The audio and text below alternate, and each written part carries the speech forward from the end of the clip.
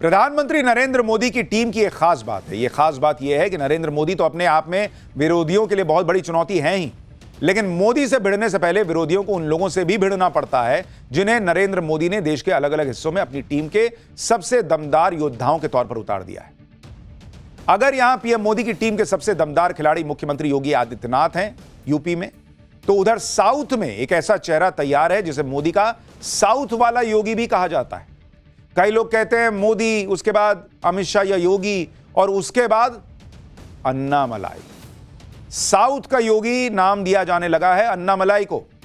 Annamalai south में हिंदुत्व के वो योद्धा बनकर पिछले कुछ सालों में उभरे हैं जिस योद्धा ने सनातन विरोधियों के खिलाफ जंग छेड़ दी। अन्नामलाई आईपीएस की अच्छी खासी नौकरी छोड़कर राजनीति में आए। अन्नामलाई प्रधानमंत्री नरेंद्र मोदी के बहुत भरोसेमंद हैं, तो गृह मंत्री अमित शाह के लिए बहुत खास हैं। अन्नामलाई लगातार तमिलनाडु में सनातन विरोधी ताकतों के खिलाफ झंडा बुलंद किए हुए हैं। वो तमिलनाडु जहां बीजेपी का अस्तित्व तक नहीं था, वहां अन्नामलाई ऐसी लड़ाई लड़ रहे हैं उन सनातन विरोधियों के खिलाफ जो आप सोच नहीं सकते। अन्नामलाई पहले ही तमिलनाडु को बदलने का प्रण ले चुके हैं, और तो और उन्होंने तमिलनाडु से बात बात पर सनातन का विरोध करने वाली डीएमके सरकार को उखाड़ फेंकने की कसम खा ली है। अन्नामलाई को यह कसम क्यों खानी पड़ी, इसकी वजह भी आज आपको बताऊंगा। लेकिन पहले देखिए अन्नामलाई कैसे तमिलनाडु से सनातन विरोधियों के सफाई की अपनी मुहिम में जुट गए। कल ही अन्नामलाई ने मीडिया के सामने तमिलनाडु में बढ़ते अपराधों के विरोध में खुद को कोड़े मारने का वादा किया था। यह अन्नामलाई को आप देख रहे हैं, और वादे को पूरा करने के लिए आज अन्नामलाई कोयम्बटूर में अपने घर के बाहर आए। उन्होंने हाथ में कोड़ा लिया और खुद को कोड़े मारना शुरू कर दिया। इस दौरान उनका एक समर्थक उनसे लिपट गया और उन्हें खुद को कोड़े मारने से रोका गया, लेकिन तब तक अन्नामलाई वादे के तहत खुद पर 6 कोड़े मार चुके थे। एक बार जरा देखिए तस्वीर वहां पर क्या हुआ।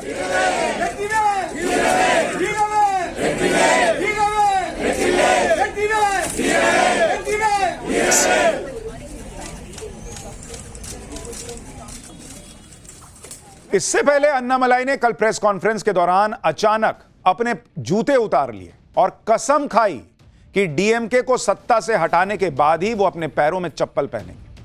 अन्नामलाई ने इसे तमिलनाडु में डीएमके की सरकार में आम लोगों के साथ लगातार हो रहे अन्याय के खिलाफ बड़ी मुहिम की शुरुआत बताया। इसके साथ ही अन्नामलाई ने आज से 48 दिनों का उपवास शुरू करने का भी ऐलान कर दिया। इस दौरान अन्नामलाई भगवान मुरुगन के 6 पवित्र धामों की यात्रा करेंगे ताकि 2026 के विधानसभा चुनाव में तमिलनाडु को उसका सनातन वाला गौरव वापस दिला सके। सुनिए अपनी कसम पर अन्नामलाई ने क्या कहा है, फिर उनकी इस कसम की वजह के बारे में बताऊंगा। This is not against any person, not against anything. It is against the continuous injustice that is happening in the state. And what has happened in the Anna University is only a tipping point. If you look at what is happening in the last 3 years, continuous injustice against common people, against women, against children. Annamalai कह रहे हैं कि ये आम लोगों की लड़ाई लड़ रहा हूं मैं। वो अपने आप को कोड़े मारकर लोगों को यह विश्वास दिला रहे हैं कि आप जो दर्द महसूस कर रहे हैं वो दर्द मैं भी महसूस कर रहा हूं। कौन नेता ऐसा करता है बॉस? लेकिन अन्नामलाई कर रहे हैं, लोगों को यह यकीन दिला रहे हैं कि मैं आपके साथ खड़ा हूं। अन्नामलाई ने कोड़े मारने को अपने पूर्वजों से जुड़ी सनातनी परंपरा भी बताया, जो एक तरह से खुद को भगवान के प्रति समर्पित करने का एक तरीका है। लेकिन हर बात पर सनातन का विरोध करने को तैयार बैठी डीएमके ने अन्नामलाई के इस आंदोलन का भी मजाक उड़ाने में देर नहीं लगाई। डीएमके नेता आरएस भारती ने कहा कि उन्हें संदेह है कि बीजेपी कोड़े मारने वाले इस आंदोलन को स्वीकार करेगी। क्या कोई खुद को कोड़े मारेगा? किसी ज्योतिषी ने बीजेपी में बड़ा पद पाने के लिए यह उपाय करने के लिए कहा होगा, तभी अन्नामलाई ने यह सब किया होगा। सोचिए, एक नेता पब्लिक का दर्द समझ रहा है, खुद को कोड़े मार रहा है और इसे अपने पूर्वजों से जुड़ी सनातनी परंपरा बता रहा है, लेकिन सनातन विरोधी इसका भी मजाक बना रहे हैं। जबकि अन्नामलाई ने यह सब इसलिए किया क्योंकि वो आरोप लगा रहे हैं कि तमिलनाडु की डीएमके सरकार में हर हद पार करने वाली घटनाएं हो रही हैं। चेन्नई की जिस घटना को लेकर अन्नामलाई ने खुद को नंगे बदन कोड़े मारे, नंगे पांव चलने की कसम खाई, उपवास शुरू कर दिया, वो घटना क्या है? वो कोई उनसे जुड़ी हुई घटना नहीं है। उस घटना के बारे में आपको जानना चाहिए। 23 दिसंबर की रात 8 बजे चेन्नई की अन्ना यूनिवर्सिटी में इंजीनियरिंग की छात्रा के साथ रेप हुआ। यह वारदात हाई सिक्योरिटी जोन में हुई। यूनिवर्सिटी कैंपस के पास ही राजभवन और आईआईटी मद्रास का भी कैंपस है। मामले ने तूल पकड़ा तो पुलिस ने सीसीटीवी फुटेज की जांच की और आरोपी को गिरफ्तार करने का दावा किया, जो यूनिवर्सिटी के बाहर बिरयानी बेचता है। पुलिस ने आरोपी को गिरफ्तार तो कर लिया, लेकिन पीड़ित की पहचान उजागर करने के लिए बीजेपी ने डीएमके सरकार को निशाने पर ले लिया। तमिलनाडु बीजेपी के अध्यक्ष अन्नामलाई ने चेन्नई पुलिस पर स्टालिन सरकार के दबाव में एफआईआर लीक करने का आरोप लगाया। अन्नामलाई ने आरोप लगाया कि एफआईआर इस तरह से लिखी गई है जिससे विक्टिम को शर्मिंदगी उठानी पड़े। आगे अन्नामलाई ने दावा किया कि रेप का आरोपी पहले से ही 15 गंभीर मामलों में शामिल रहा है। इसके बावजूद पुलिस ने उसे राउडी लिस्ट यानी निगरानी वाली लिस्ट में नहीं डाला। अन्नामलाई ने यह भी आरोप लगाया कि आरोपी डीएमके से जुड़ा है, इसलिए उसे बचाने की कोशिशें की जा रही है। इसके लिए तमिलनाडु बीजेपी ने रेप के आरोपी के साथ डिप्टी सीएम उदयनिधि स्टालिन के साथ यह आरोपी की तस्वीर जारी की और अन्नामलाई की अगुवाई में पार्टी ने तमिलनाडु की डीएमके सरकार के खिलाफ मोर्चा खोल दिया। हालांकि रेप केस की एफआईआर लीक होने पर चेन्नई पुलिस की तरफ से सफाई जारी की गई। चेन्नई पुलिस कमिश्नर के मुताबिक एफआईआर को आईपीसी यानी इंडियन पिनल कोड से बीएनएस यानी भारतीय न्याय संहिता में बदलने के दौरान ऑटोमेटिक लॉकिंग प्रोसेस लेट हुई, जिसकी वजह से एफआईआर लॉक नहीं हो पाई और तकनीकी गड़बड़ी के कारण लीक हो गई। चेन्नई पुलिस कमिश्नर ने इस चूक के लिए जिम्मेदार लोगों के खिलाफ जल्दी ही केस दर्ज करने की बात कही। वहीं महिला आयोग ने भी चेन्नई में हुई रेप की घटना को बेहद गंभीर बताया है। एनसीडब्ल्यू ने बयान जारी किया और कहा कि आरोपी पहले से अपराधों में शामिल रहा है और पुलिस पिछले मामलों में उस पर एक्शन नहीं ले पाई। इस लापरवाही के कारण उसे रेप की हिम्मत मिली। एनसीडब्ल्यू ने तमिलनाडु के डीजीपी को पीड़ित के लिए फ्री इलाज और सुरक्षा देने के लिए भी कहा। उन्होंने पीड़िता की पहचान सार्वजनिक करने वाले अधिकारियों पर कार्रवाई करने का निर्देश दिया। लेकिन इस मामले को लेकर जिस तरह से अन्नामलाई ने विरोध किया, वैसा विरोध आपने कहीं नहीं देखा होगा। कौन नेता होगा जो इस तरह से खुद को कोड़े मारेगा? लेकिन अन्नामलाई इसीलिए सबसे अलग है। राजनीति में एंट्री के बाद अन्नामलाई को साउथ का योगी कहा जाता है। नरेंद्र मोदी का बहुत भरोसेमंद व्यक्ति कहा जाता है तमिलनाडु का। तो राजनीति में आने से पहले जब वो पुलिस में थे, तब अन्नामलाई को साउथ का सिंघम कहा जाने लगा था। अन्नामलाई दरअसल 2011 बैच के आईपीएस अधिकारी थे, जिन्होंने 2019 में सर्विस से रिजाइन कर दिया था। उस वक्त वो बेंगलुरु साउथ के डीसीपी थे। 8 साल के पुलिस करियर में अन्नामलाई की पुलिसिंग स्टाइल की वजह से लोग उन्हें सिंघम अन्ना कहकर बुलाते थे। तब भी वो पब्लिक की ही चिंता करते थे। अन्नामलाई की पहली पोस्टिंग कर्नाटक में थी, जहां उन्होंने अवैध शराब की बिक्री और गुटखा तंबाकू के खिलाफ ताबड़तोड़ एक्शन लिए। इससे अन्नामलाई बहुत लोकप्रिय हो गए। इसके अलावा कई मामलों में पीड़ितों को न्याय दिलाने में अन्नामलाई की बड़ी फैन फॉलोइंग बन गई और राजनीति में एंट्री के बाद भी बेहद कम समय में अन्नामलाई साउथ की राजनीति में बड़ा नाम बन चुके हैं। अन्नामलाई ऑफिशियली 25 अगस्त 2020 को बीजेपी में शामिल हुए। पहले उन्हें तमिलनाडु बीजेपी का उपाध्यक्ष बनाया गया और बीजेपी ज्वाइन करने के बाद करीब 1 साल के अंदर ही जुलाई 2021 को तमिलनाडु बीजेपी के अध्यक्ष बना दिए गए अन्नामलाई।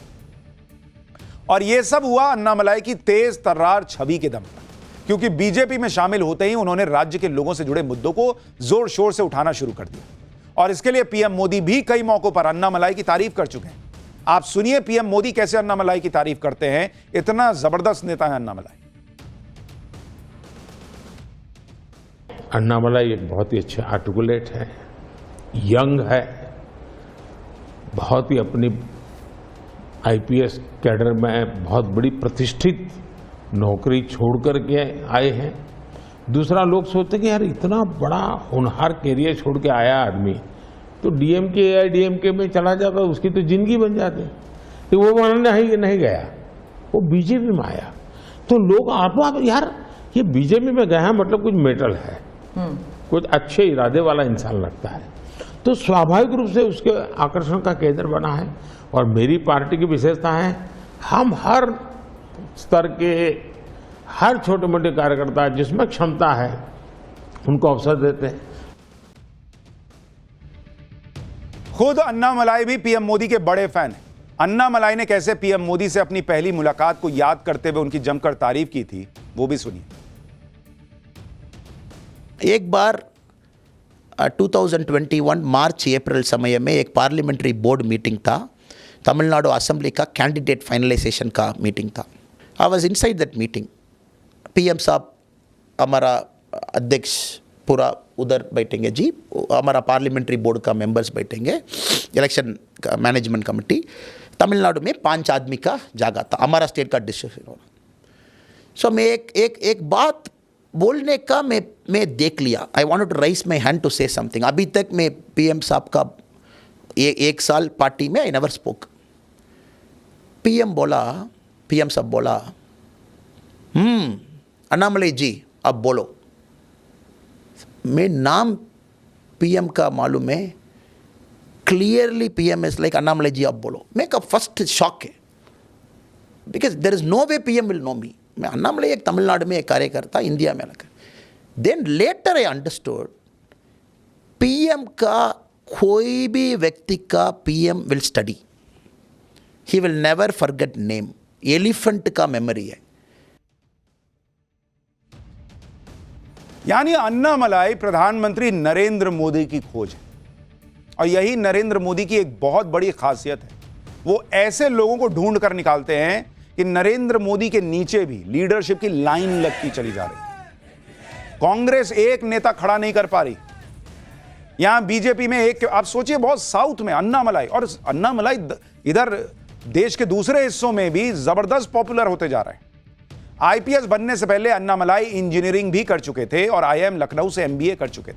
राजनीति के फील्ड में धमाल मचा रहे अन्नामलाई की एजुकेशन का ट्रैक रिकॉर्ड जानेंगे तो आप हैरान रह जाएंगे और मानने लगेंगे कि इस बंदे में बदलाव लाने का दम तो नजर आ रहा है.